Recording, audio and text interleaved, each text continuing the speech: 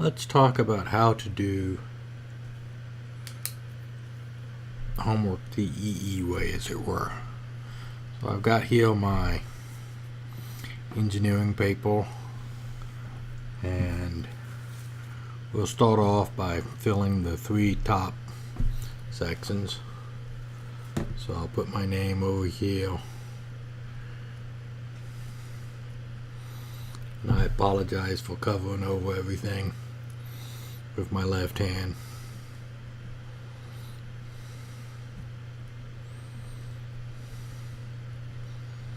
So my name on my left, my class and assignment on the right, in the middle.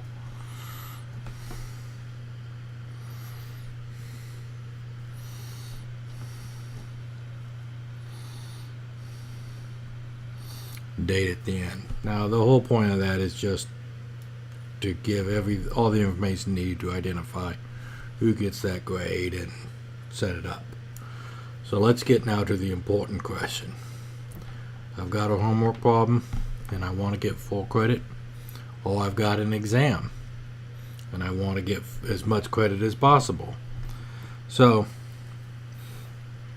I've got a word problem, and the word problem says something along the lines of: you have 200 ohm resistors in series with a 5-volt power supply. What is the current that is flowing? So the first thing you have to do is you have to rewrite that word problem into the problem that you are actually solving, which is to say you have to put your interpretation on it. So what do we know? Well, we know that we're being asked to find the current, so we'll put that up at the top instead of at the bottom of the last bit in the question, so that it's clear what we're working on. Okay, in fact, I'll go and I'll label it I sub 0. Okay, I know that I've got 2 resistors, so I'll put those down, and I know that they're both 100 ohms. Okay, now I'm going to go and draw the schematic.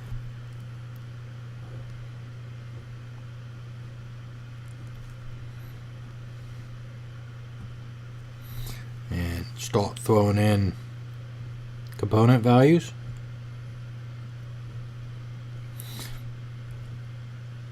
If I was doing a physics homework, this is where I would go and draw out the mechanics. You know, where's the ball thrown? What is the extent of the lever arm?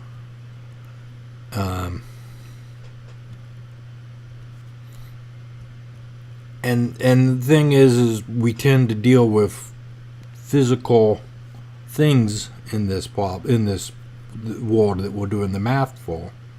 So the more that we draw out that physical stuff, the clearer we are both to ourselves and to the teacher as to what is the problem that we're working on.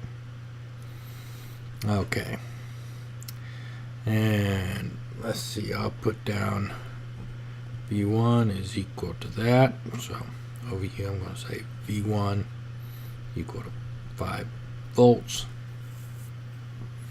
Okay, so now I've done my most important thing. I have reinstated the problem in a way that explains what I thought I read.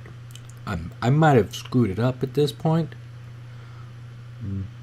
but if everything I do is right after this, I should get some partial credit unless I've managed to really oversimplify the problem in my interpretation. Then you might not get that kind of stuff.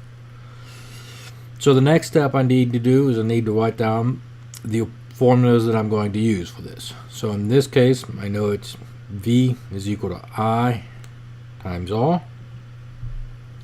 Okay. And I will rework that to being I is equal to V over R. So now I've got my equations that I'm going to go. I've got my values that I'm going to be putting in. So what do I do now? Well, actually I'm going to go and just be a little bit more explicit. I'm going to say I0 is equal to V1 over R1 plus R2. Okay, because R1 plus R2 is the total resistance. And honestly, I can't tell you why this is I0 and that is V1. That's sloppy on my part. So now I'm going to go and start throwing in values. So I can say 5 volts, 5 volts, 100 plus 100,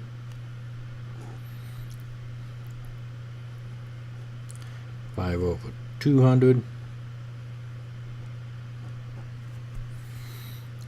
is equal to 0.025 amps, or 25 milliamps. So that's what I consider to be a well done problem.